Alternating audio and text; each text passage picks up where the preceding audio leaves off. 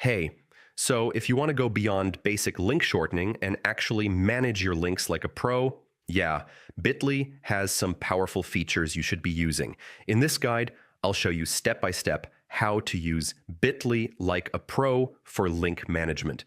First, don't just create random links. Use a naming system so every link is clear and easy to identify.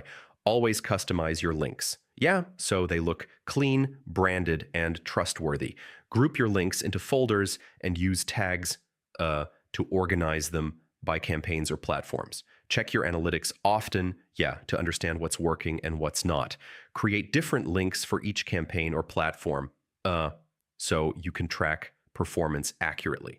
Use QR codes, yeah, to connect offline audiences to your online content. Keep your dashboard clean by removing or archiving unused links. And finally, use your data to improve your strategy and get better results over time. So yeah, that's how to use Bitly like a pro for link management. Once you apply these strategies, your workflow becomes faster and way more effective. If this helped, subscribe for more simple tech tutorials. Hey,